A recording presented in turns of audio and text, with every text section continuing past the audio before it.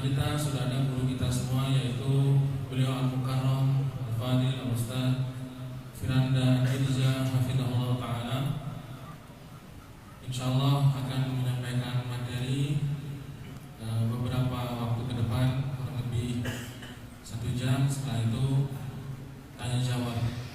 Bagi para bapak, para ibu yang ingin bertanya, bisa ke nomor WA di 081 80 50 20 826. Selagi pada bapak dan para ibu yang ingin bertanya, bisa ke nomor WA di 081 80 50 20 826.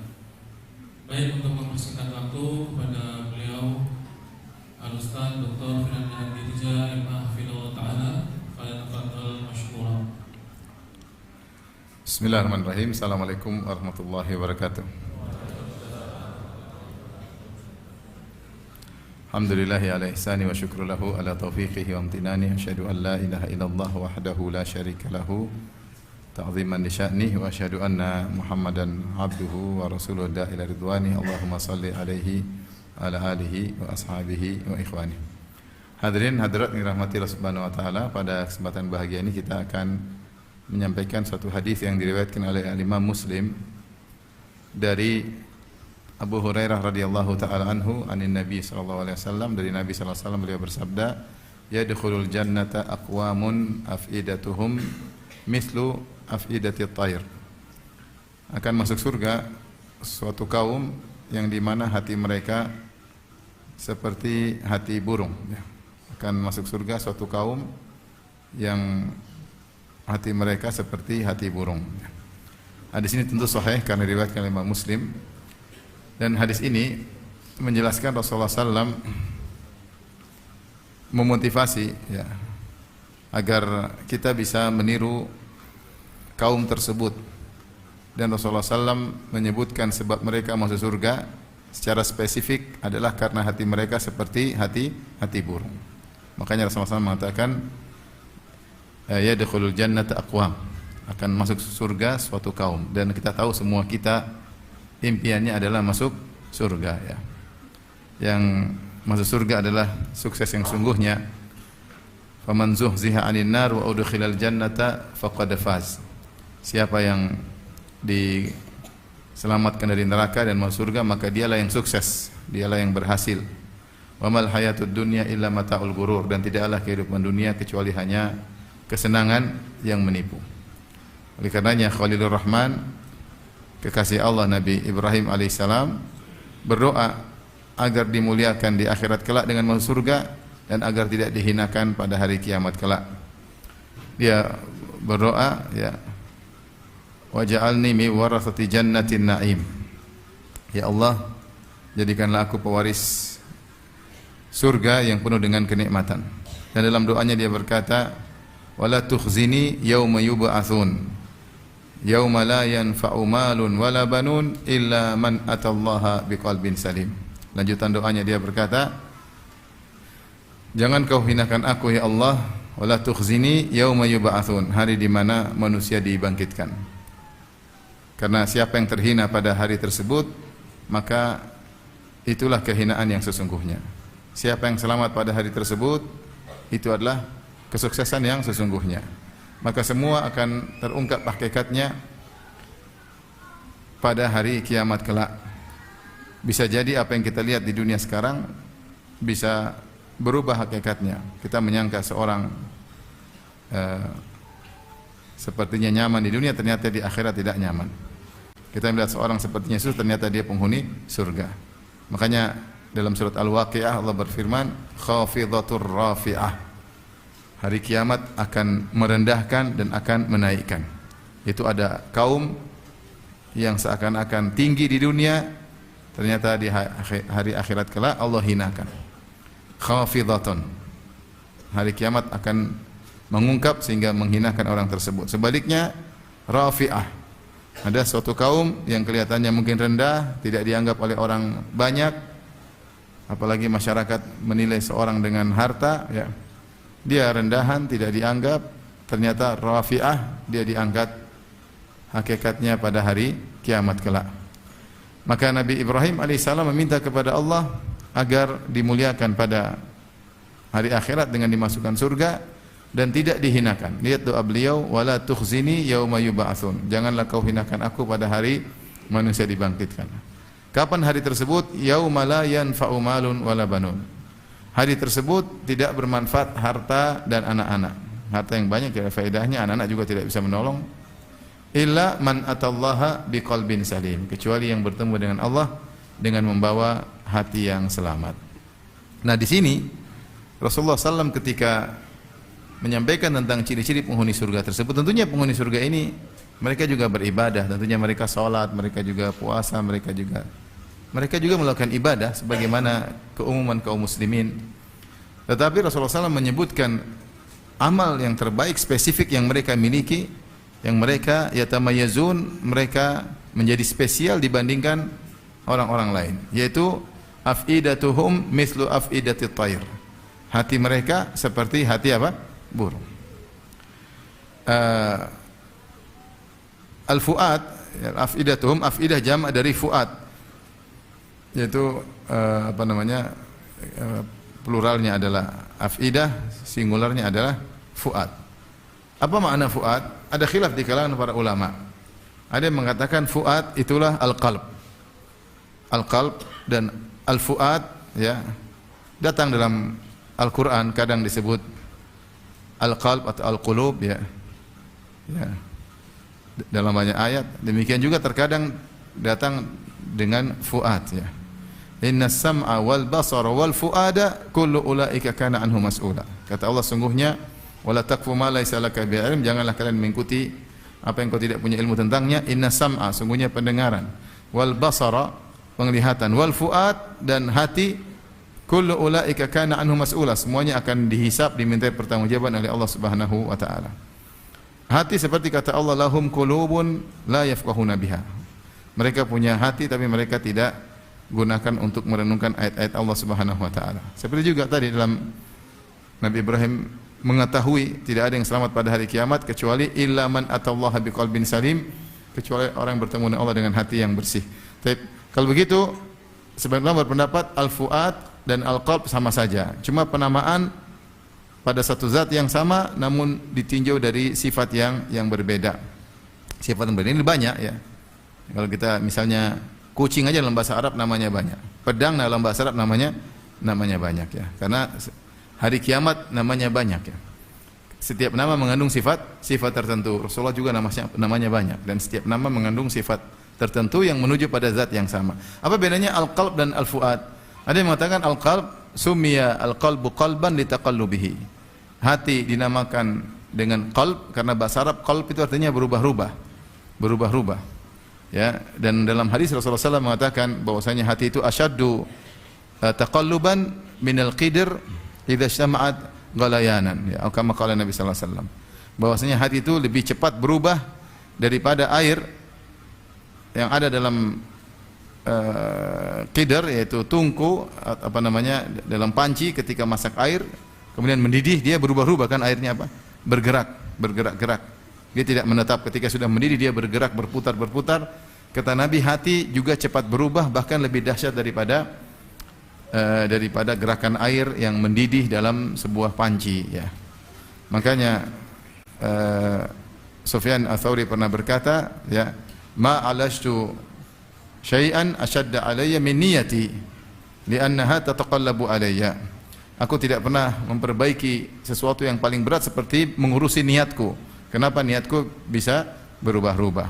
Hati memiliki sifat taqallub, sering berubah-ubah. Makanya Rasulullah SAW sering berdoa, ya muqallibal qulub, tsabbit qalbi ala dinik. Wahai yang bolak-balik hati manusia, tetapkan hatiku di atas agamamu. Kenapa? Karena qalb suka berubah-ubah. Dan ternyata hati juga diberi nama dengan al-fuad. Al-fuad disebut karena likasrati tafawudihi. Ya, yatafawwad, yaitu sering yataqawwud, menyala-nyala, selalu bergerak, berfikir, begitu banyak hal yang khawatir, lintasan yang melewati hati tersebut sehingga dia selalu menyala. Kalau bahasa Arab menyala itu merenungkan apa yang terlintas dalam hati. Selalu dia mikir ini, kadang mikir anu, kadang mikir ini, karena banyak lintasan yang melintasi apa? Hatinya.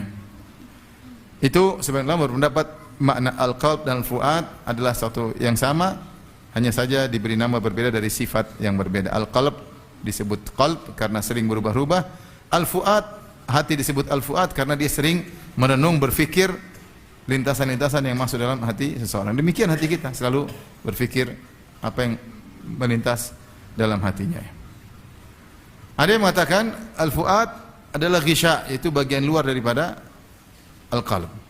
Ada yang mengatakan sebaliknya, al-fuad juz'un dakhilun fi al-qalb. Al-qalb itu luarnya, dalamnya ada namanya al-fuad. Kalau bahasa kita relung apa? Relung hati, yang paling dalam. Al-fuad.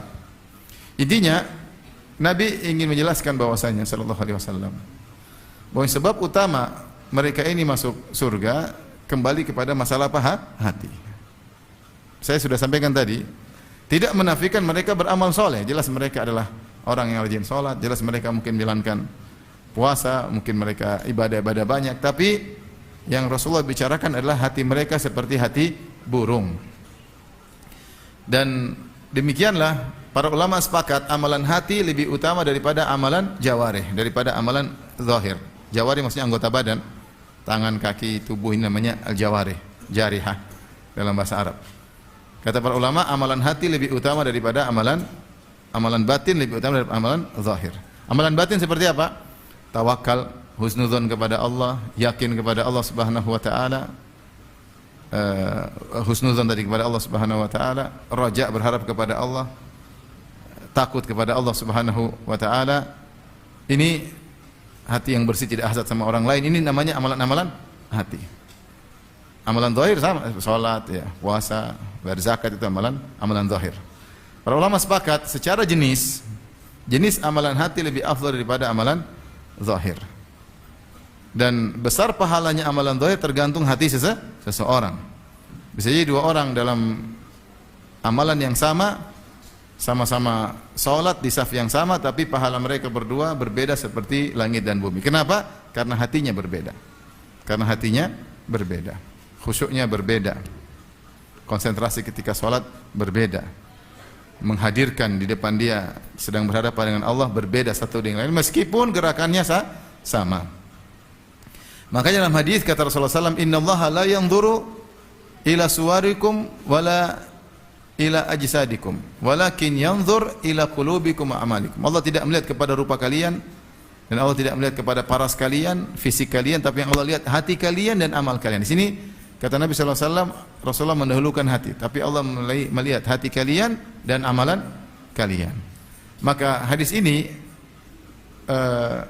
memotivasi kita bukan hanya perhatian terhadap amalan zahir. Amalan zahir perlu kita perhatikan. Kita belajar fikih amalan zahir, kita belajar fikih taharah, fikih salat, fikih haji, fikih puasa. Ini semua terkait amalan zahir yang nampak dari zahir kita. Tapi jangan lupa untuk belajar masalah amalan hati, fiqhul qulub. Harus belajar tentang amalan hati. Justru hati ini yang merupakan penilaian pertama oleh Allah Subhanahu wa taala. Yang pertama lihat adalah hati seseorang ya. Tentunya kalau hati yang bersih akan membuahkan amalan. Tetapi yang menjadi perhatian pertama adalah hati seseorang. Maka pada kesempatan kali ini kita akan belajar tentang apa yang dimaksud dengan hati burung ya. Rasulullah mengatakan yadkhulul jannata aqwamun afidatuhum mithlu afidatit thair. Masuk dalam surga suatu kaum yang hati mereka seperti hati burung. Apa tafsiran para ulama terkait dengan makna hati burung ya. Para ulama banyak pendapat, di antaranya disimpulkan oleh Imam Nawawi rahimahullah dalam Al-Minhaj ya. 3 pendapat ya. Saya bacakan perkataan Nawawi rahimahullah taala tentang makna afidatut thair. Hati mereka seperti hati burung. Antum tahu burung kan? Tahu ya, burung makhluk yang mudah terbang mana kemari ya. Qila mithluha fi riqatiha wa dha'fiha. Pendapat pertama mengatakan bahwasanya hati mereka seperti burung karena hati burung itu lembut dan lemah, mudah terenyuh, mudah tersentuh. Dan ini sama seperti dalam hadis ketika Rasulullah SAW memuji Ahlul Yaman, kata Rasulullah SAW, Ahlul Yaman araqqu quluban wa ad'afu af'idah. Orang negeri Yaman itu hati mereka lebih lembut dan lebih lemah fuad mereka. Ini pendapat pertama. Wa qila fil khaufi wal haibah. Wa qila fil khaufi wal haibah. Dikatakan seperti hati burung karena burung itu hewan yang mudah takut. Ya. Wa tayru aktsarul haywan khaufan wa faza'an. Burung itu adalah hewan yang paling cepat kita berdekat dia sudah pergi. Beda dengan hewan lain. Hewan lain kita dekati dia santai aja. Hewan lain kalau kita dekati malah nerkam seperti macan. Tapi kalau burung kita dekati dia pergi. Kita dekati dia sudah kabur. Kenapa dia takut? Dia takut. Takut. Selalu dia waspada dan dia ada gerakan sedikit dia takut. Ini kenapa hati mereka seperti burung terisi takut kepada Allah Subhanahu wa taala. Dan ini seperti firman Allah Subhanahu wa taala, "Innama yakhsyallaha min ibadihil ulama." Sungguhnya yang takut kepada Allah dari hamba-hambanya adalah para ulama. Kemudian kata Nawawi rahimahullah taala, "Wa ka'annal murada qaumun ghalaba 'alaihimul khauf, kama jaa'a an jama'atin minas salaf fi shiddati khaufihim." Seakan-akan yang dimaksud oleh Nabi suatu kaum yang rasa takut mendominasi hati mereka, sebagaimana datang dalam sifat-sifat sebagian atau sekelompok dari para salaf, mereka punya ketakutan yang luar biasa. Sering menangis, takut, diberi ujangan ketakutan ya. Fi syiddati khaufihim, karena kuatnya rasa takut mereka. Yang ketiga, waqila al-murad, yang dimaksud mutawakkiluna, yaitu mereka mudah bertawakal sebagaimana burung bertawakal. Baik, sebagaimana datang dalam hadis kata Rasulullah sallam, "Lau annakum tatawakkaluna 'ala Allahi haqqa tawakkulih la razaqakum kama yarzuqut tayr." Kalau seandainya kalian benar-benar bertawakal, sungguh-sungguh bertawakal sebagaimana tawakal yang benar, maka Allah akan berikan rezeki kalian sebagaimana Allah memberi rezeki kepada burung. Taqdu khimasan wa taruhu bitana. Burung-burung terbang dalam kondisi perut kosong, balik kemudian perutnya sudah kenyang. Artinya burung-burung itu ketika mencari nafkah dia tidak seperti manusia. Manusia itu kan pintar, punya ide-ide inovatif. Burung begitu aja, stuck. Tapi ternyata Allah kasih apa? Rezeki. Jadi yang dia andalkan untuk mendapatkan rezeki dengan tawakalnya. Kalau manusia dia ketika mencari rezeki tawakalnya kurang. Kenapa? Dia ngandalin kepintarannya, dia ngandalin bosnya, dia ngandalin circle-nya, dia ngandalin channel-nya, dia banyak. Manusia seperti itu. Kurang tawakal, seperti burung yang tawakalnya tinggi karena memang kemampuan dia untuk mencari rezeki tidak banyak seperti manusia. Inilah kesimpulan yang disebutkan oleh Nawawi tentang makna hati apa? Hati burung. Kita akan bahas satu persatu. Yang pertama, tadi kita sebutkan bahwasanya apa tadi yang pertama? Coba diulang. Lembut. Seperti ibu-ibu. Bukan, seperti burung. Yang kedua, takut. Yang ketiga, tawakal. Tiga ini. Siapa yang bisa mengumpulkan tiga sifat ini, maka dia telah memiliki hati seperti burung. Namun ternyata tidak mudah. Oleh karenanya amal mereka spesial. Sekarang kita urai ya. Tapi yang pertama, hati mereka qulubuhum atau afidatu mithlu afidati tayr. Hati mereka seperti hati burung, yaitu riqqah wal lin wal rahmah was safa wal dha'af, yaitu hati mereka lembut, mudah terenyuh, kasih sayang. Yang sebagian ulama menafsirkan, sebagian syurahul hadis maksudnya khaliyatan anil hasad wal hiqd wal ghish wal baghdha, yaitu hati mereka lembut sehingga kosong daripada hasad, mereka tidak hasad, mereka tidak dengki, mereka tidak pernah ghish, ingin keburukan pada orang lain, dan mereka tidak pernah membenci, tidak dendam sama orang lain. Ini aja sudah susah atau tidak? Hati mereka lemah lembut, selain mudah untuk menerima wejangan, tidak keras ya. Dan mereka juga hatinya, karena kalau orang hasad pasti hatinya keras. Orang dendam pasti hatinya apa? Keras. Orang pingin orang lain celaka, berarti hatinya apa? Keras. Ya. Orang benci hatinya keras. Maka sifat pertama dari hati burung adalah lin, wariqqah, yaitu lembut. Lembut. Nah, lembut ini disifati oleh para ulama dengan dua konsekuensi. Apa konsekuensi hati yang lembut? Hati yang lembut, konsekuensi yang pertama, mudah terenyuh. Kalau dikasih nasihat, mudah mendengar, mudah menerima. Disinggung atau dinasihati, maka mudah menerima. Beda dengan hati keras. Kita sering bilang, wah orang itu sudah dikasih tahu hatinya batu, bahkan lebih keras daripada batu. Mana lebih keras, batu atau besi?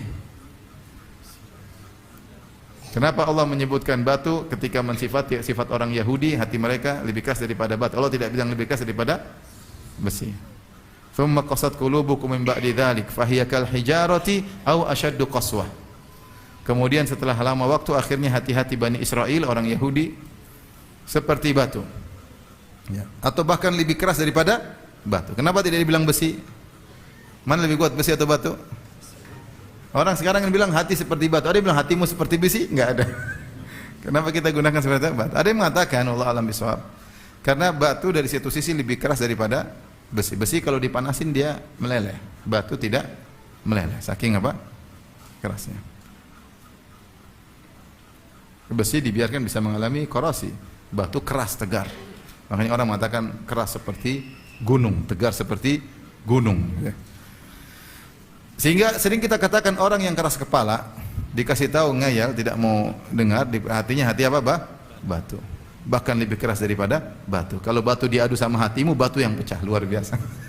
Saking kerasnya. Jadi ini sifat pertama, berbeda dengan hati yang lembut seperti hati burung. Kalau dikasih tahu, dengar, dinasihatin, nerima. Karena hatinya lembut. Disinggung dia sudah, dikasih isyarat dia sudah ngerti. Innal labiba bil isyarati yafhamu. Orang yang cerdas dikasih isyarat ngerti. Kalau hati udah keras, diomongin nggak dengar, diseriusin, divulgarin pun tidak paham. Kenapa? Ngayal. Ini konsekuensi pertama. Maka kita lihat ya, sifat konsekuensi pertama ini. Apakah hati kita lembut ya? Kalau dinasihati sama istri kita dengar enggak, atau kita keras kepala? Kadang istri kita nasihati kita ya, Abi jangan begitu Bi, ini kan, oh iya Mi, iya Abi salah. Itu berarti hati apa? Lembut. Tapi kalau keras kepala gimana? Umi tahu apa? Umi itu udah urusan dapur aja, nggak usah urusan. Umi nggak ngerti. Umi nggak tahu hakikat kehidupan. Sama, kalau perempuan hati keras dikasih tahu sama suaminya, ngayal. Umi jangan suka ke mall Mi, nanti hati keras. Abi tuh. Yang lebih tahu hatiku adalah aku, bukan kamu. Jadi pokoknya kalau sifatnya susah dikasih tahu, itu namanya hati apa? Keras. Ya masing-masing ngacalah kita lihat. Ciri orang hati keras itu nggak ada yang mau nasihati dia, karena pasti mental kalau dikasih tahu. Padahal Allah ketika mensifati orang-orang yang beriman, yang selamat dari kerugian, kata Allah, wal asr innal insana lafi khusr. Demi masa seluruh manusia merugi. Bukan cuma merugi, Allah tidak mengatakan innal insana khasir.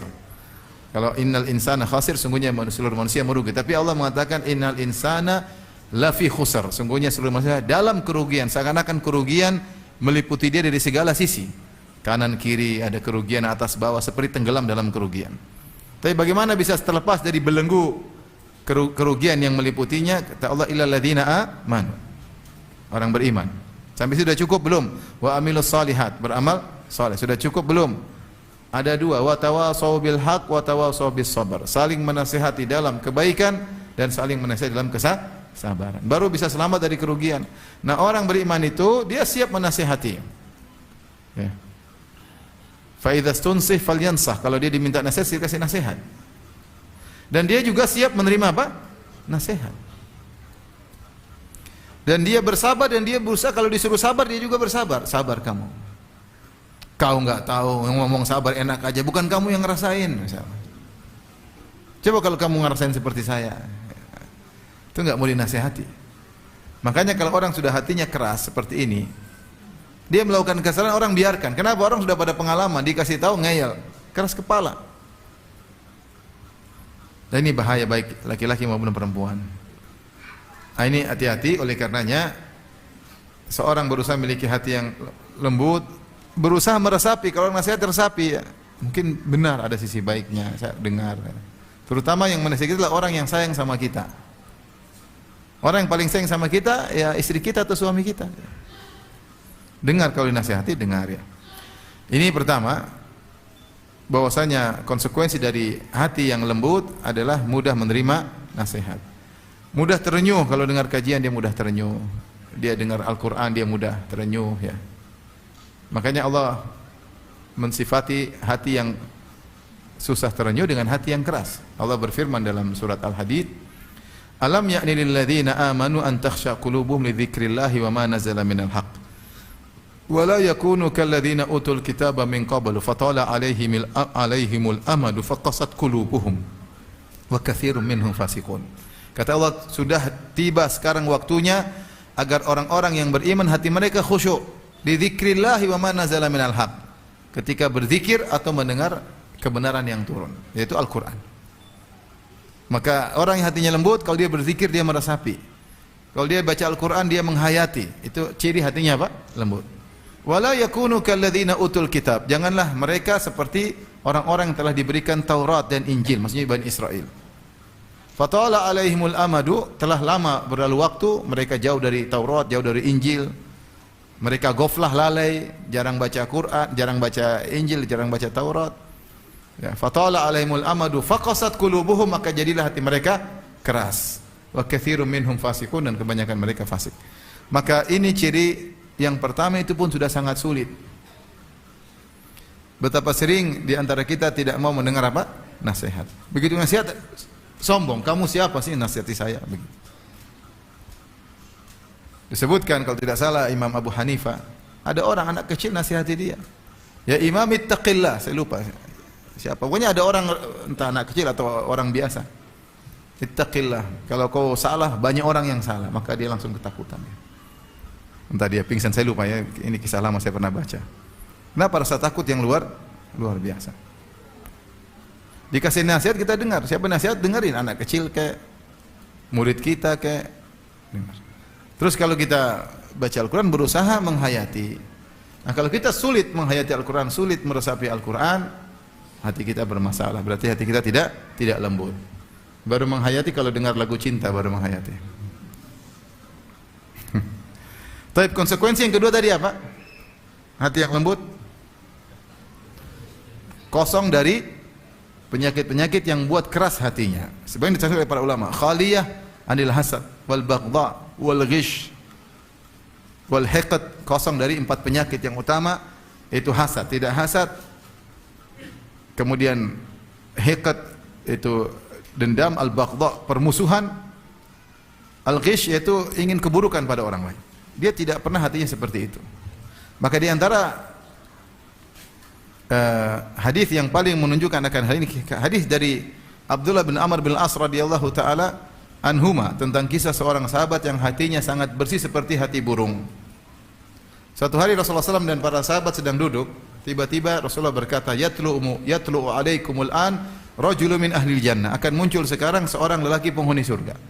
Mereka tunggu, tiba-tiba ada seorang Ansari datang habis wudu, dia pegang sendalnya dengan tangannya, kemudian jenggotnya masih mengalirkan air, dia habis wudu masih meneteskan air. Orang ini lewat.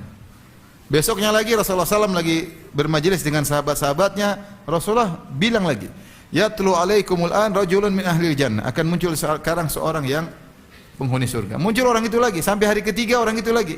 Maka Abdullah bin Amr bin As, ini hadis Anas bin Malik, cerita tentang Abdullah bin Amr bin As radhiyallahu anhu, dia penasaran. Anas bin Malik sahabat junior, Abdullah bin Amr bin As juga sahabat junior. Maka dia penasaran, maka dia pun ikuti orang tersebut. Kemudian dia pura-pura dia berkata, wahai fulan, sungguhnya ada masalah antara saya dengan bapakku. Kalau kau izinkan saya boleh tidur di rumahmu hari-hari ini, kata orang tersebut, silakan. Padahal tidak ada masalah. Dia cuma ingin tahu orang ini ibadahnya seperti apa. Kok di statementkan oleh Nabi dia ini penghuni surga sampai 3 hari berturut-turut. Luar biasa. Ini orang Ada apa? Ini makanya ini subhanallah. Ternyata amalannya amalan hati. Zahirnya mungkin biasa-biasa, tapi dia punya amalan hati yang luar biasa. Maka Abdullah bin As tidur 3 hari. Selama 3 hari dia tidak lihat orang ini sholat malam, sama sekali tidak sholat malam. Sama seperti kita kan? Masya Allah. Wah, ini penghuni surga. Ciri pertama sama-sama tidak sholat malam. Sama sekali tidak sholat malam. Ghairu annahu idza ta'arra, hanya saja kalau dia terjaga di malam hari dia zikir sama Allah. Bertakbir sampai subuh. Mungkin dia bangun menjelang subuh, dia tidak salah tapi dia berzikir. Kalau terjaga dia zikir. Langsung dia ingat pertama kali adalah siapa? Allah. Hatinya selalu ingat Allah. Maka juga tidak puasa sunnah. Sama kan? Sama. Setelah 3 hari, maka dia heran, maka akhirnya apa amalan orang ini? Maka dia pun buka kartu, dia bilang, wahai fulan, sungguhnya tidak ada masalah saya dengan orang tuaku, cuma saya heran 3 hari berturut-turut Rasulullah bilang engkau penghuni surga. Saya ingin tahu amalanmu apa. Kata orang tersebut, ma huwa illa ma ra'ait. Tidak ada amalanmu kecuali yang kau lihat. Ya gitu-gitu aja. Ya. Siang tidak puasa sunnah, malam tidak sholat malam, sama. Kayak teman-teman di Malang sama. Sebagian, tidak semuanya. Kemudian akhirnya falam mawallait, tatkala aku pergi ya enggak ada apa-apa. Akhirnya dipanggil, nadani. Kata dia, fulan sini. Saya tidak punya amalan kecuali yang kau lihat. Itu yang amalan yang diketahui oleh Ibnu As, cuma kalau dia terjaga di malam hari dia zikir kepada apa? Allah. Kata dia, ghairu anni la ajidu fi nafsi li ahadin minal muslimin ghishan wala ahsudu ahadan ala khairin a'tahu Allah iyyah. Saya tidak pernah ingin keburukan pada seorang pun, tidak pernah saya bilang semoga dia celaka, semoga dia rugi, semoga kena batunya, enggak pernah sama sekali. Enggak pernah punya perasaan orang lain punya celaka atau keburukan menimpa orang, sama sekali enggak ada. Susah atau tidak? Susah atau tidak? Susah. Kita kalau ada orang ngambilan kita, biar kena batunya gitu. Dia tidak pernah ingin keburukan pada orang lain. Dia tahu namanya orang pasti punya interaksi, pasti ada ketersinggungan, tapi dia hatinya dia jaga. Yang kedua, wala ahsudu ahadan ala khairin a'tahu Allah iyyah. Dan saya tidak pernah hasad kepada seorang pun atas kebaikan yang Allah berikan pada dia. Tidak ada hasad. Allah kasih orang ini pintar, dia enggak hasad. Orang ini mudah hafal Quran, dia susah, dia tidak hasad. Orang ini mobilnya beli baru, dia mobilnya lama, dia tidak hasad. Orang ini kawin lagi, dia tidak hasad. Orang ini beli tas branded, dia tidak hasad. Ada orang lebih ganteng, lebih cantik dari dia, dia tidak hasad. Orang ini rajin sedekah, dia susah bersedekah, dia tidak hasad. Kebaikan apapun, saya tidak pernah hasad. Luar biasa. Apa kata Abdullah bin Amr bin As radhiyallahu anhuma? Hadzal ladzi balagha bika, huwa alladzi la nutiquhu. Ini yang saya tidak mampu. Ini yang berat. Jadi hatinya lembut, 2 konsekuensi. Pertama, mudah terenyuh, mudah nasihati. Yang kedua tadi apa? Hatinya bersih. Kita ini, aduh, sedikit-sedikit hasad. Sedikit-sedikit apa? Hasad. Lihat orang datang pakai mobil baru, hasad. Dari mana kau dapat mobil itu? Kok bisa dapat? Lihat teman istrinya lebih cantik, kok bisa istrimu lebih cantik? Kau bohongin ya? Pokoknya apa, lihat apa aja hasad. Ini repot. Ada ibu-ibu duduk, terus ada ibu yang lewat, tahu-tahu dia sedih. Kenapa sedih? Ada orang lebih cantik lewat di depanku. Ya, hasad. Hasad, orang lebih cantik daripada dia. Ini makanya mau jadi hati burung perlu perjuangan. Kalau hati serigala banyak yang bisa. Hati serigala, hati macan, tapi hati burung berat. Ini pertama, tidak pernah hasad sama orang, berat. Dan hasad sering terjadi pada sekelompok orang yang memiliki kepentingan yang sama. Makanya tukang becak hasad sama tukang becak yang lain. Dia tidak hasad kepada pemilik mobil BMW, enggak. Tapi dia hasad bukan sama pemilik taksi, yang dia hasad sama tukang becak.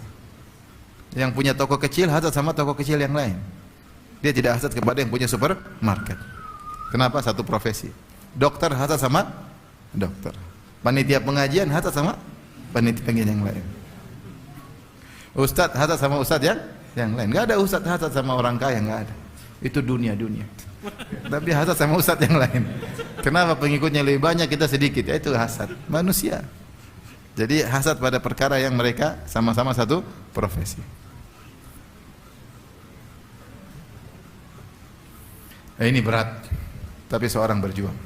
Ternyata amalan hati itu pahalanya sangat besar. Seorang berusaha membersihkan hatinya dari hasad, tentu dengan ilmu dia belajar sehingga dia tidak hasad.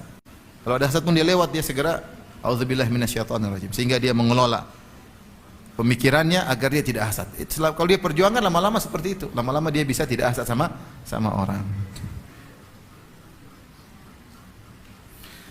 Yang kedua, apa tadi tafsirannya? Takut ya, takut. Ya. Dikatakan burung itu adalah hewan yang paling mudah takut. Di dekat sedikit terbang, dekat sedikit terbang. Burung merpati kita dekat terbang atau tidak? Terbang. Kecuali merpati di kota Madinah. Kita dekati dia tidak terbang karena dia tahu dia di tanah haram. Dia tidak akan dibunuh. Dia tidak akan dikibulin. Dia tidak akan dijerat. Karena menjerat burung merpati di tanah haram hukumnya apa? Haram. Makanya burung merpati terharam kita dekati karena dia biasa-biasa aja. Tapi kalau di Malang saya rasa langsung dimanapun. Jadi burung itu kita dekati dia cepat apa? Cepat terbang. Takut. Maka sebagian ulama menafsirkan hati seperti burung adalah hati yang takut kepada Allah. Dan itulah hatinya orang-orang yang terpilih di sisi Allah Subhanahu wa taala. Makanya Allah berfirman, "Innama yakhsyallaha min ibadihi al-ulama." Yang takut, benar-benar takut kepada Allah para ulama. Bagaimana mereka bisa takut? Dengan belajar, dengan beriman. Mereka tahu tentang keagungan Allah, mereka tahu tentang kekurangan mereka. Mereka tahu tentang dahsyatnya hari akhirat, maka mereka takut. Allah memerintahkan kepada Nabi Muhammad SAW dalam surat Az-Zumar, "Qul inni akhafu in asaitu rabbi adzaba yaumin azim." Katakanlah wahai Muhammad, iklankanlah, umumkanlah kepada manusia, katakanlah kepada mereka, "Inni akhafu," sungguhnya aku takut, "in asaitu rabbi adzaba yaumin azim." Seandainya aku ini bermaksiat kepada Rabbku, aku takut dengan azab yang terjadi pada hari yang dahsyat, itu hari kiamat kelak. Padahal kemungkinan Nabi bermaksiat sangat-sangat kecil, sangat minim. Kalaupun Nabi salah, ya salah. Ringan, sangat ringan, ditegur oleh Allah beberapa kali. Tapi Rasulullah sangat takut kepada Allah Subhanahu wa taala. Makanya ketika ada 3 orang yang datang kepada istri Nabi, yas'aluna an ibadatin Nabi sallallahu alaihi wasallam fi sir. Mereka penasaran Nabi kalau di rumah ibadahnya seperti apa? Karena kalau di masjid mereka lihat, kalau lagi safar mereka lihat. Maka mereka datang kepada istri Nabi, "Rasulullah kalau di rumah ngapain?" Maka dikabarkanlah bagaimana ibadah Nabi. Nabi SAW salat malam 11 rakaat ya. Atau 13 rakaat. Faka'annahum taqalluha. Maka 3 orang ini orang semangat. 3 orang ini disebutkan dalam riwayat yang lain adalah Ali bin Abi Thalib di antaranya. Di antaranya adalah Utsman bin Maz'un yang terkenal rajin apa? Ibadah. Saya lupa yang ketiga. Intinya orang-orang hebat yang sangat semangat ibadah. Akhirnya tatkala dikabarkan ibadah Nabi 11 rakaat atau 13 rakaat, mereka anggap sedikit. Sedikit bukan meremehkan ibadah Nabi, tapi dibandingkan dengan mereka. Mereka bilang Rasulullah SAW yang sudah dijamin masuk surga dan telah diampuni dosa-dosanya yang telah lalu maupun akan datang, ibadahnya cuma 11, 13. Kalau gitu kita harus lebih banyak. Logika mereka. Kalau gitu kita harus lebih apa? Banyak. Karena kita nggak terjamin. Maka akhirnya 3 orang ini semangat. Satu berkata, "Inni la usalli fala anam." Saya akan salat malam semalam suntuk, saya tidak tidur sama sekali. Kalau Rasulullah tidur ya karena dia sudah jamin surga. Kita enggak terjamin, logikanya harus lebih banyak. Maka saya akan salat semalam suntuk. Yang satu berkata, "Inni sa'asum wala uftir." Saya akan puasa tiap hari dan saya tidak akan berbuka selama-lamanya. Kalau Nabi puasa berbuka itu Nabi dijamin surga. Saya enggak terjamin. Logika mengkonsekuensikan saya harus puasa terus-menerus, tidak usah berbuka. Yang ketiga berkata, "Inni la a'tazilun nisa." Sungguh saya akan tinggalkan wanita. Saya tidak mau nikah sama wanita. Wanita menghalangi ibadah, bikin masalah melulu ya. Mending saya tinggalkan mereka. Akhirnya sampailah kabar tersebut kepada Nabi SAW. Maka Nabi tegur mereka, "Antumul ladzina qultum kadza wa kadza." Kalian bertiga yang mengucapkan demikian. "Fa inni A'lamukum billah wa akhsyakum. Aku ini orang yang paling tahu tentang Allah dan aku adalah orang yang paling takut kepada Allah. Bukan kalian, saya lebih. Rasulullah paling takut sama Allah. Rasulullah adalah manusia yang pernah lihat manusia yang pernah lihat surga langsung. Rasulullah adalah manusia yang pernah lihat neraka apa? Langsung.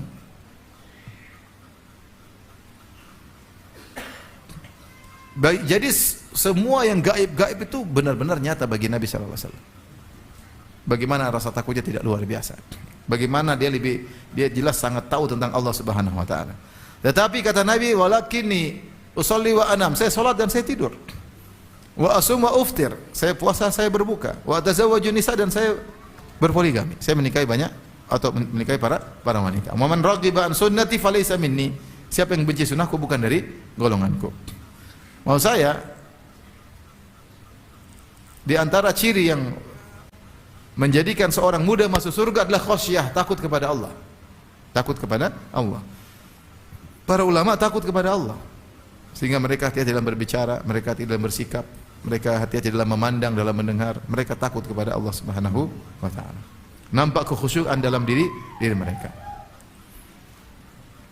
Oleh karenanya ketika Allah menyebutkan tentang ciri-ciri penghuni surga, ketika mereka saling diskusi, wa aqbala ba'dhum 'ala ba'dhin yatasaalun.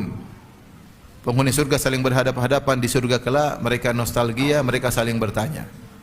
Qalu inna kunna qablu fi ahlina musyfiqin. Kami dulu di dunia di tengah-tengah keluarga kami tetap takut kepada Allah. Ini sifat yang luar biasa. Kami di tengah keluarga, tapi kita sedang di tengah istri, tengah anak-anak, kita kan sedang bercanda, lagi liburan. Kita jarang kan sama anak istri, jarang. Masing-masing punya kesibukan.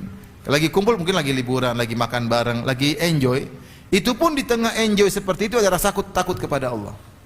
Jangan sampai saya salah kasih didikan kepada istri, jangan sampai saya salah kasih didikan sama anak-anak, jangan sampai saya menyenangkan anak ternyata salah, saya akan dihisab oleh Allah. Di tengah-tengah saya bersama keluarga tetap takut kepada Allah.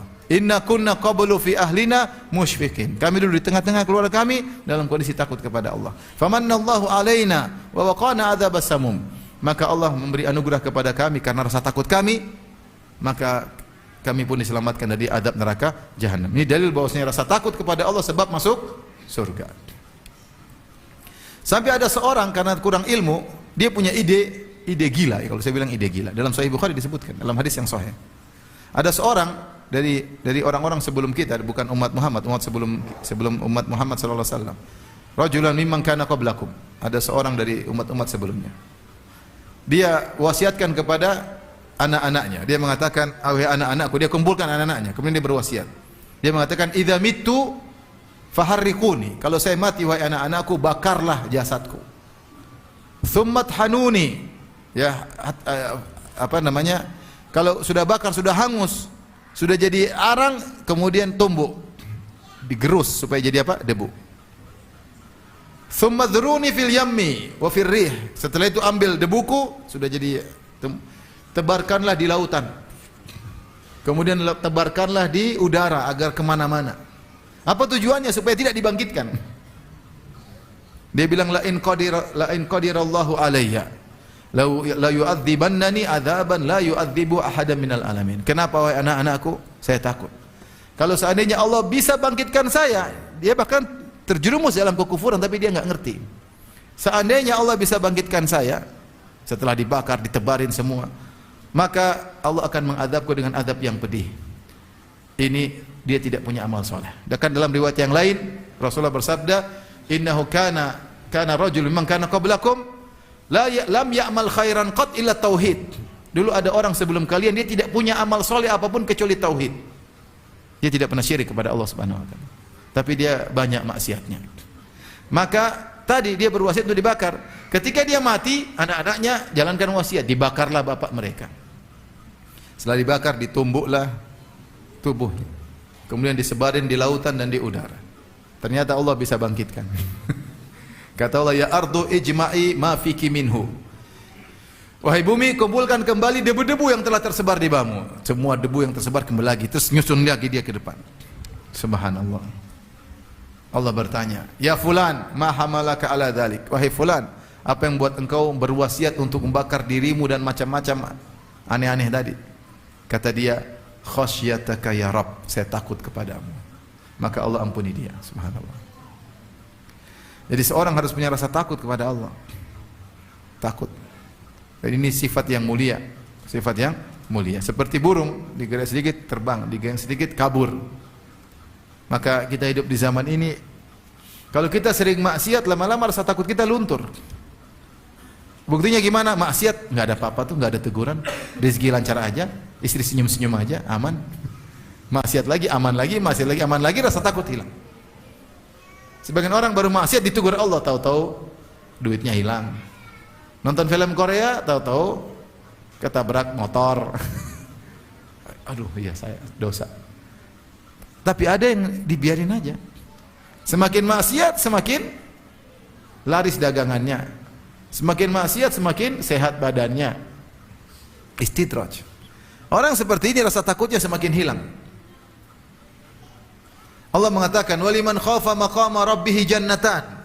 Bagi orang yang takut dengan kedudukan Rabbnya akan mendapatkan 2 surga dalam surat Ar-Rahman. Di antara tafsiran para ulama, orang yang ingin maksiat kemudian dia ingat keagungan Allah, enggak jadi dia. Enggak jadi. Sudah jalan ke, harusnya rumahnya istrinya jalan lurus, dia udah belok kiri tadi. Terus aduh bahaya. Nanti Allah kalau saya mati gimana? Kalau saya lagi zina kemudian mati konyol gimana? Udah belok yang lurus aja deh. Takut sama Allah. Nggak jadi. Dia udah beli kuota baru, kemudian pengen nonton yang enggak, tinggal diklik, nggak jadi. Waduh, kalau lagi nonton terus mati, waduh repot deh. Apa yang mau, wajah mana yang mau saya bawa untuk bertemu dengan Allah Subhanahu wa taala. Jadi orang yang takut kepada Allah, hati mereka seperti hati burung. Takut. Orang sekarang tidak peduli. Antum kalau ditawarin muamalah yang haram, enggak, saya takut sama Allah, enggak siap dihisab. Antum aja deh. Enggak apa-apa, ini cuma salah-salah sedikit, nanti istighfar habis itu. Ente aja yang istighfar, saya enggak. Saya masih banyak dosa, enggak berani. Wanita pun demikian, hati-hati ibu-ibu, bertakwa kepada Allah. Jangan zalimi suami, jangan zalimi istri, jangan zalimi anak. Bertakwa kepada Allah.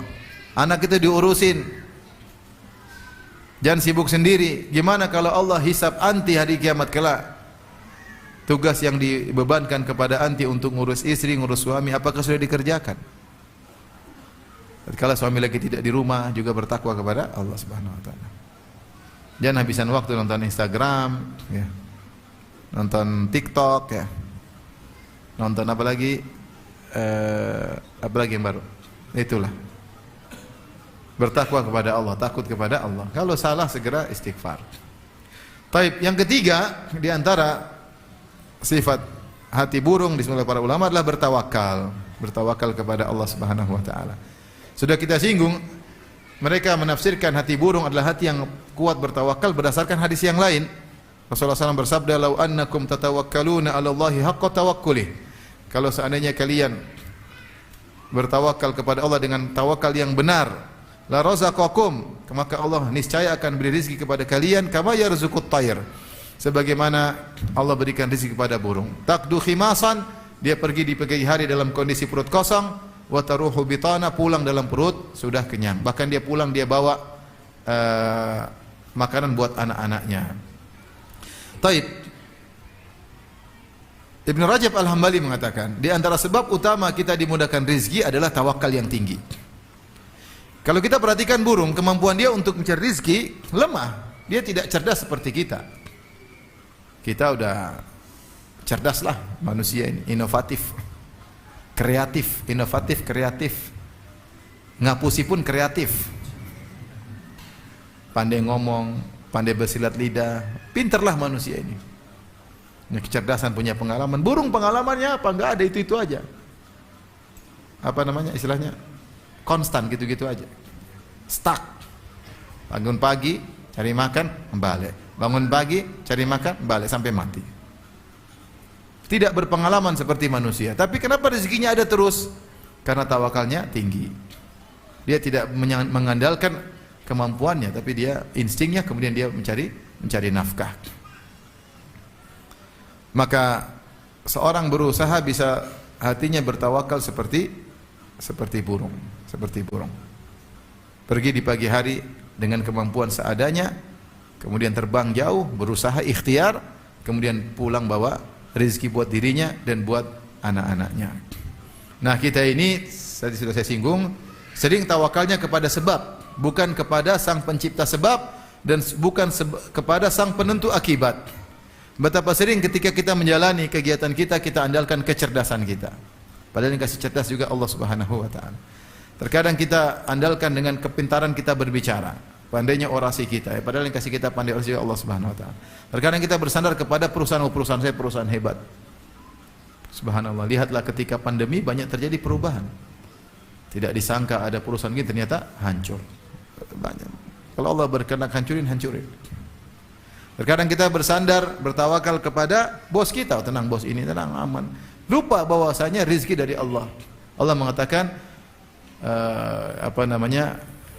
fabtagu indallahi rizq, carilah rizki di sisi Allah Subhanahu wa taala. Dan ini contoh salah satu tawakal. Dan tawakal bukan cuma dalam masalah mencari rizki, tawakal dalam segala hal. Maka periksalah hati kita, seringkah kita bertawakal kepada Allah dalam segala hal? Semakin sering kita bertawakal kepada Allah, menyandarkan keseluruhannya hanya kepada Allah, menyerahkan keberhasilan hanya kepada Allah, maka itu berarti hati kita tawakal. Di antara ciri orang suka bertawakal, sering berdoa kepada Allah. Karena dia tidak pernah pede dengan dirinya sendiri. Keluar rumah dia berdoa, naik kendaraan dia berdoa, masuk pasar dia berdoa, masuk suatu negeri dia berdoa, bersafar dia berdoa, masuk rumah dia berdoa, keluar rumah dia berdoa, mau berhubungan istri dia berdoa. Ini dia tahu kalau dia berdoa bisa jadi anaknya jadi anak soleh. Karena ngurus anak tidak mudah. Maka dia bertawakal kepada Allah. Mau tidur dia berdoa. Dia enggak tahu apakah bangun tidur masih bisa bangun atau tidak kalau sudah tidur. Subhanaka rabbi bika subhanakallahumma rabbi bika wada'tu jambi wa bika arfa'u. In amsakta nafsi faghfir laha wa in arsaltaha fahfadha bima tahfadhu bihi ibadaka salihin. Ya Allah, dengan Engkau aku bisa meletakkan lambungku. Aku bisa tidur dengan izinmu. Ada orang enggak bisa tidur. Wa bika arfa'u, dengan Engkau juga aku bisa angkat lambungku untuk beraktivitas. In amsakta nafsi faghfir laha, kalau ternyata saya tidur kau tahan jiwaku tidak dikembalikan, maksudnya saya mati, maka ampunilah jiwaku. Wa in arsaltaha, kalau kau kembalikan jiwaku untuk beraktivitas, fahfadha bima tahfadhu bi ibadaka salihin, maka jagalah jiwaku sebagaimana kau menjaga orang-orang saleh. Di antara doa tidur subhanallah tawakal.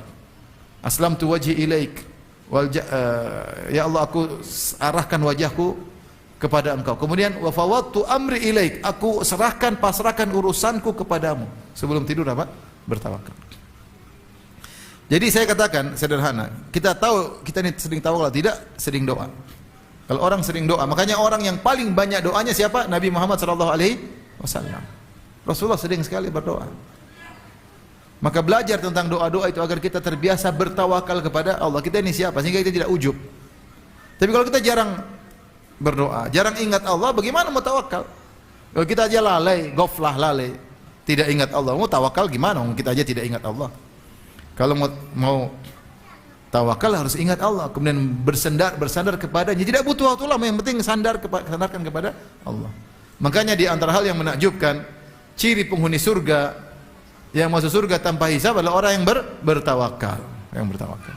Kata Nabi tentang 70.000 orang masuk surga tanpa hisab dan tanpa adab, wa ala rabbihim yatawakkalun. Mereka adalah orang yang bertawakal kepada Rabb mereka. Hati mereka selalu bersandar kepada Allah Subhanahu wa taala. Apapun di depannya dia tahu hanya sebab, yang menentukan akibat Allah Subhanahu wa taala. Dia terus berikhtiar, tapi dia tahu akibat yang menentukan siapa? Allah. Burung berikhtiar atau tidak? Berikhtiar. Bangun pagi, sebelum subuh sudah berkicau, dia loncat sana loncat sini, kemudian terbang, mungkin bisa puluhan kilo, ikhtiar. Tapi di dalam ikhtiarnya dia bertawakal kepada Allah. Bukan ikhtiar tapi bangga dengan ikhtiarnya. Oh, saya ini. Lu belum tahu siapa gue. Gue anak bapak gue. Emak gue adalah istri bapak gue. Ya, sama-sama tahu. Jadi enggak. Dia enggak pernah bilang saya ini enggak. Semuanya Pak karena Allah Subhanahu wa taala. Oleh karenanya latih diri kita untuk senantiasa bertawakal. Dan kita ini tawakal kurang. Kita ini setiap salat kita berdoa, iyyaka na'bud wa iyyaka nasta'in. Iyyaka na'budu ikhlas, tidak cari pujian orang, hanya kepada Engkau ya Rabb aku beribadah, aku salat nih, puasa ini, aku dakwah, aku jadi panitia pengajian. Apapun. Aku kasih makan orang, hanya mengharap pujian-Mu ya Allah. Iyyaka na'budu, hanya kepada Engkau beribadah. Tapi yang kedua, wa iyyaka nasta'in, hanya kepada Engkau lah aku memohon pertolongan. Yaitu ya Allah, segala kegiatanku hanya bersandar kepadamu. Segala keberhasilanku hanyalah karena bersandar kepadamu. Nah, kita tiap hari ikrar tawakal, iyyaka na'budu wa iyyaka nasta'in. Ingat itu. Kita ini bukan siapa-siapa, yang bisa bikin kita berhasil adalah Allah Subhanahu wa taala. Nah, kalau hati kita sudah benar-benar bertawakal kepada Allah, tidak bersandar kepada sebab apapun, kita berusaha tapi hati kita bersandar, maka mudah-mudahan hati kita seperti hati burung. Tapi kalau kita sudah diberi kelebihan, terkadang kita pede dengan apa yang kita miliki. Mentang-mentang punya backingan belakang, wah, tenang aja, ada backingan di belakang. Jadi seperti itu. Kalau Anda merasa pede karena punya backingan, bagaimana kalau yang menolong Anda adalah Allah Subhanahu wa taala? Tenang, Allah bersamaku. Yang penting sabar, tawakal. Innallaha ma'as sabirin. Allah bersama orang yang sabar. Wallahu yuhibbus sabirin. Allah cinta sama orang sabar. Ente sabar, tawakal, tenang. Ada Allah. Kenapa? Karena sabar. Tapi kalau enggak sabar, aduh, backingan enggak ada.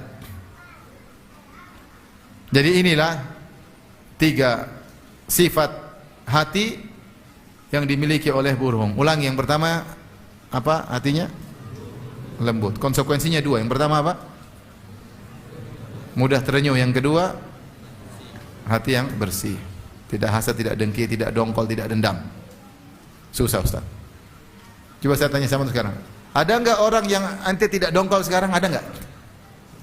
Coba ingat, berapa orang ente sedang dongkol hari ini? Coba renungkan sekarang. Ada berapa coba?